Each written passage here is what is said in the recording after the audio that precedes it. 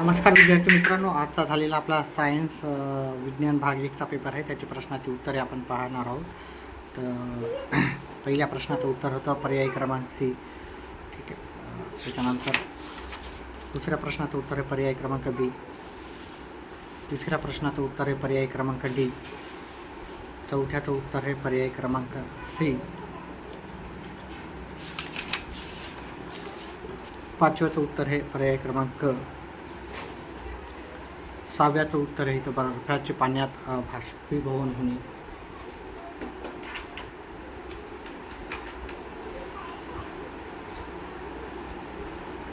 सातव्या प्रश्नाचं इथं न्यूटन येईल इथं.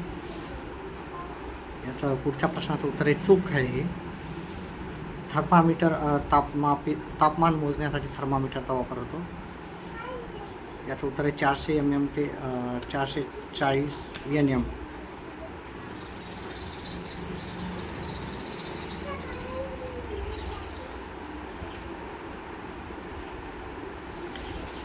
पुढचा प्रश्न होता आता.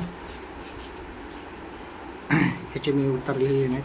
इथं 2 किंवा अधिक धातूच्या मिश्रणाला संमिश्री म्हणतात. तांबे जास्त असं त्याचं उदाहरण आहे. C6S6 याचं उत्तर आहे. त्याच्यानंतर इथे मी उत्तर लिहिलं V/I याचं P990W उत्तर येते.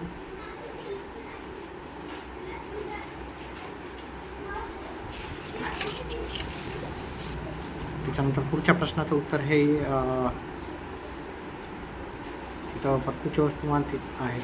याचे उत्तर आपण डिटेलमध्ये नंतर पाहणारच आहोत. ठीक आहे. त्याच्यासाठी व्हिडिओला लाईक करा, चॅनलला सबस्क्राईब करा. आपले संपूर्ण डिटेलमध्ये उत्तर येणार आहे. कार्बन डायऑक्साईड चुन्याची दुधी पांढरी होते. त्याच्यानंतर हे त्याचं रेणूसूत्र आहे, त्याचं उत्तर आहे.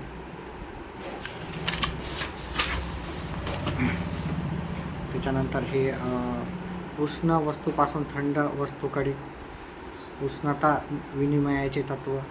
उष्ण वस्तू गमावलेली वस्तू ही थंड वस्तू ग्रहण केलेल्या वस्तू एवढी असते. ठीक आहे.